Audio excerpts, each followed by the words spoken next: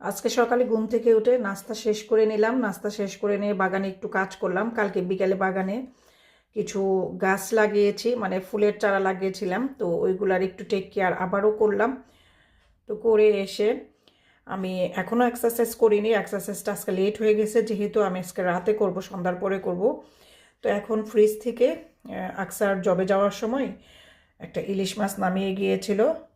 ইলিশ মাছটা এই যে ডিপ ফ্রোজ হয়ে গিয়েছে, প্যাকেট থেকে খুলে এসে রেখে গিয়েছিল। এই যে এটা ইকো ব্র্যান্ডের ইলিশ, এই ইলিশগুলা ভালো পড়ে। এই যে, তো ইলিশটা ডিপ ফ্রোজ হয়ে গিয়েছে। আজকে ইলিশটাকে রান্না করব।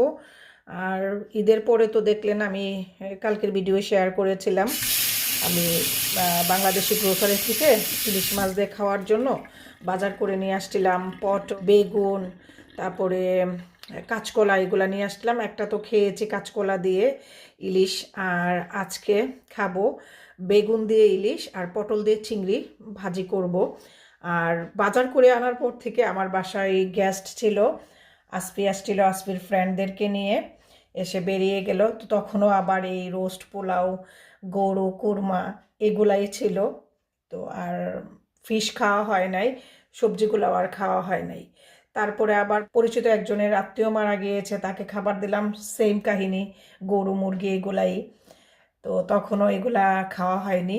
তারপরে আবারও বাসায় গেস্ট আসছিল, আসফির ফ্রেন্ডরা চলে যাওয়ার পরে আবারও গেস্ট আসছিল, তো তখনও আর এগুলা খাওয়া হয়নি। সবজিগুলা বাসায় থেকে থেকে নষ্ট হয়ে যাচ্ছে। তো ঈদের পর থেকে গেস্ট আর গেস্ট, তো সবজি আর খাওয়া হচ্ছে না, গেস্টদেরকে আর তো সবজি খাওয়ানো হবে না। তো এখন আমি এগুলাকে ভালো করে কেটে পানিতে ভিজিয়ে রেখেছি। নষ্ট হয় না, বাট নষ্ট হয়ে যেত, যেহেতু 1 উইকস হয়ে গিয়েছে কিনেছি। তো পেঁয়াজ, আলু, তারপরে পটল, বেগুন এগুলো সব কেটে ভিজিয়ে রেখেছি, পরিষ্কার করে ধুয়ে। এগুলা হতে হতে আমি মাছটাকে কেটে নিব। মাছটাকে কেটে নিয়ে পেঁয়াজ, আলু, সবজি এগুলা কেটে নিয়ে মাছটা রান্না করব, মানে আজকে দুপুরে এগুলা রান্না করব। দিন বড় হচ্ছে, আজকে হচ্ছে এপ্রিলের 2 তারিখ। ভিডিওটা পাবলিশ হতে একটু দেরি হবে, সিরিয়াল বাই সিরিয়াল যেতে। তো আজকে এপ্রিলের 2 তারিখ, মাশাল্লাহ এপ্রিলের 1 তারিখ থেকে ভালোই সানি ডে। তবে কালকে আবারও রাতে হালকা একটু বৃষ্টি হয়েছে। কালকে বিকেলে তো আমি অনেক ফুলের চারাও লাগিয়েছি, যেগুলো আমি কম্পোস্ট করি। ওই যে ওই পাশে কম্পোস্টের সব আয়োজন, ওইগুলাকেও খুঁচিয়ে দিয়ে একদম আবারও উল্টে পাল্টে দিয়ে আসছিলাম। মাশাল্লাহ অনেক কম্পোস্ট হয়েছে। তো আমার এখন থেকে শুরু হয়েছে একদম আমার ওই কর্নার পর্যন্ত রোদের আবির্ভাব আসা। আর আমার বাগানে কিন্তু এখন মাশাআল্লাহ অনেক ডেফোডেল ফুটতেছে, ওই যে দেখেন ডেফোডেল। আর এটা হচ্ছে ব্যাকয়ার্ড, ফ্রন্ট ইয়ার্ডও মাশাআল্লাহ অনেক ফুল ফুটছে। এই ভিডিওটা তো পাবলিশড হয়েছে। আমি যে এখানে লাগিয়ে রেখেছিলাম মিষ্টি কুমড়ার যে চারাগুলা হয়েছে ফাহমিদার দেওয়া বিচি থেকে এবং আমার বিচি থেকে, তো এগুলাও এখন আলাদা পটে নিয়ে নিয়েছি, গ্রো হচ্ছে। আর অন্য অন্য বীজে এখনও ফেটে বের হয়নি। আর এই যে দেখেন আমার ফ্রন্ট ইয়ার্ডেও মাশাল্লাহ অনেক ডেফোডেল ফুটেছে, যেগুলো আমি লাস্ট ইয়ার কিনেছিলাম। তো এগুলোর পাতা নাই, লেট হয়ে গেছে লাগাতে, ফুল ফুটে গেছে মাশাল্লাহ। এগুলো কিন্তু হেভি প্যাডেলের, মানে অনেক পাপড়ি এগুলাতে। আর এখন সময় হয়েছে আমার বাগানে পাখিদেরকে খাবার দেওয়া, যেহেতু সামারের আবির্ভাব আস্তে আস্তে হচ্ছে। আর এই যে দেখেন গাংচিলের আর আসা শুরু হয়েছে, গাংচিলের উড়াউড়ি আসা শুরু হয়েছে, সামার আসলেই ওরা আসে। যাই হোক, এখন আমি রান্নার কাজ শেষ করি, রান্না শেষ করে আপনাদের সাথে শেয়ার করব। আজকে আরও বাগানে কাজ করব। আর আজকে থার্সডে, আজকে আমার রান্নাও আছে একটু বেশি, যেহেতু ইনশাআল্লাহ কালকে জুম্মায় যাব। লাস্ট উইক তো জুম্মায় যাইতে পারি নাই, আসফির ফ্রেন্ডরা আসছিল। তাই দেখেন মাশাল্লাহ অনেক গাংচিল আসছে, উড়াউড়ি করতেছে ওরা। এরকমভাবে সামার আসলে গাংচিলরা আসে। যেহেতু আমরা বিচের আশেপাশে থাকি, তাই সামারের সময় এরকম গাংচিলরা আসে বাসার সামনে। তবে যেমন আসে এমন অত্যাচারও করে। অত্যাচার বলতে মানে পু করে যায়। এই যে দেখেন মাশাল্লাহ, এবার মনে হয় খাবার দিচ্ছে তাই আসছে।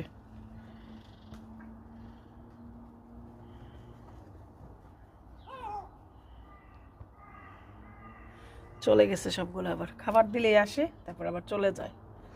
আর আমার বাগানে এই গাছটাতে ফুল ফোটা শুরু হয়েছে মার্চের এন্ড থেকেই শুরু হয় এটার ফুলটা এত সুন্দর, এখনও ফুটে নাই ফুলগুলা, কলি রয়ে গিয়েছে, এগুলো আস্তে আস্তে ফুটবে। লাস্ট ইয়ার তো আমি অনেক শেয়ার করেছি আমার রিলস ভিডিওতে। অনেক কাজ আছে আজকে, অনেক রান্না করতে হবে। আর এই যে দেখেন আমার ডেফোডেলগুলো, মাশাআল্লাহ। এই যে এই টবগুলাকে কালকে আমি লাগিয়েছিলাম, এই 3টা টব লাগিয়েছি। ব্যাক ইয়ার্ডে আরও আছে, ফ্রন্ট ইয়ার্ডে লাগিয়ে এই 3টা নিয়ে আসলাম। ওই যে গোলাপের চারাগুলো লাগাইছি, ডালিয়া লাগিয়েছি, স্ট্রবেরির 3টা না 4টা চারা ছিল লাস্ট ইয়ারের কিনে আনা, তো সেই চারাগুলাকেও লাগিয়েছি, কারণ এগুলা নষ্ট হয়ে গিয়েছিল। তারপর আবার ফেব্রুয়ারি থেকে দেখছি আস্তে আস্তে এগুলো আবার হচ্ছিল, তো এগুলাকে ট্রান্সফার করে লাগিয়েছি। আর ব্যাক ইয়ার্ডেও অনেক করছি, গাছ লাগিয়েছি।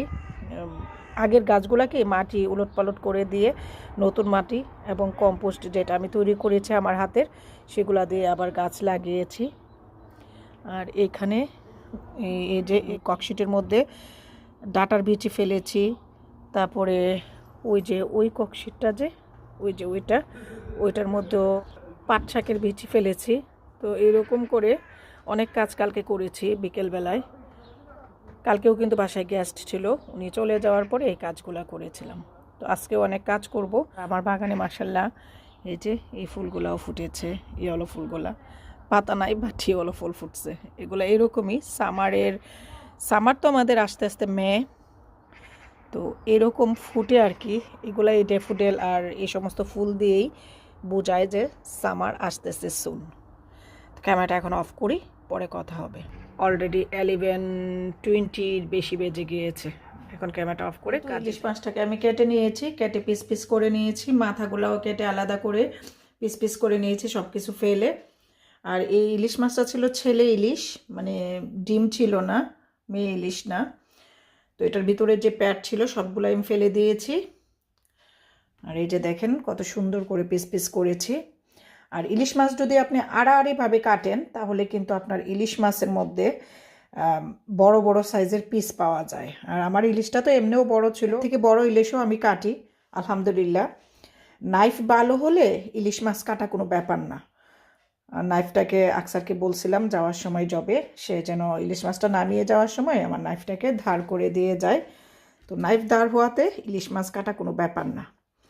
সুন্দর সুন্দর করে পিস করে কেটেছি, অনেক সময় মোটা করে ফেলি যদি নাইফে ধার না থাকে। তো মাশাআল্লাহ সুন্দর করে কেটেছে। আর আমি কিন্তু ইলিশ মাছ অনেকবার ধুই, যদিও এটা ঠিক না, ইলিশ মাছ এত ওয়াশ করতে হয় না। তো ছোট ছোট পিসগুলোকে আলাদা করে রেখে দেই, এগুলা ভাজি খাওয়া যাবে, আর ইলিশের লেজ বা ভর্তাও করা যাবে।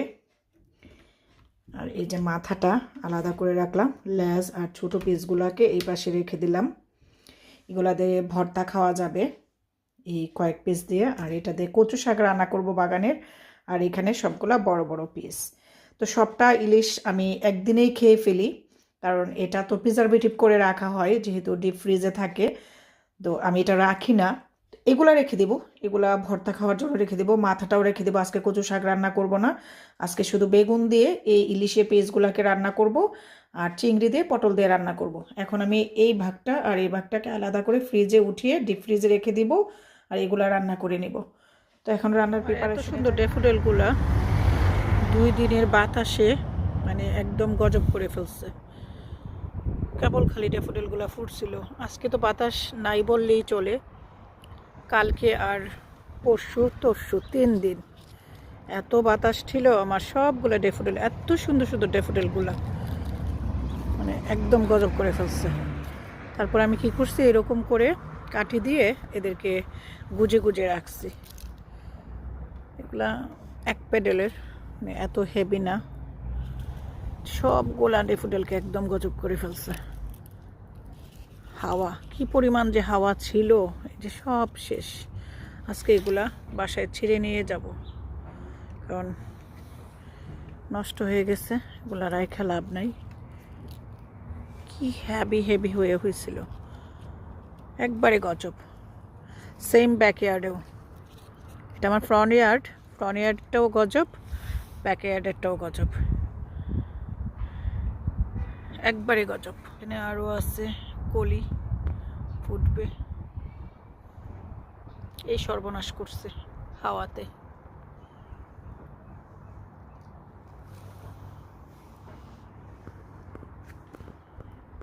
এই যে সেম এই কালারের, মানে এক কালারের মধ্যে দুইটা কালার, একদম হালকা ক্রিম কালার আর হালকা ইয়েলো, এটাও একদম গজব করে ফেলছে। এগুলো লাস্ট ইয়ারের, সেম ব্যাকয়ার্ডেও আছে এইরকম সর্বনাশ, খারাপ লাগে দেখলে। একদম দুপুরে মুছড়ে শেষ করে ফেলছে প্রত্যেকটা গাছকে। আর এগুলা তো একদম গজব, ফুল সহ ছিঁড়ে বেড়ে নিয়ে গিয়েছে। এই ডেফোডিলগুলো থেকে ফুল নাই, ছিঁড়ে নিয়ে গেছে হাওয়াতে, আর এগুলো ঝুলে আছে। লাস্ট ইয়ারও এরকম করছে। তাছাড়া আবার এখানে তো শীত গরম সবসময় এরকম, মানে উইন্ড থাকে, বাতাস থাকে, এরকম গজব হয়।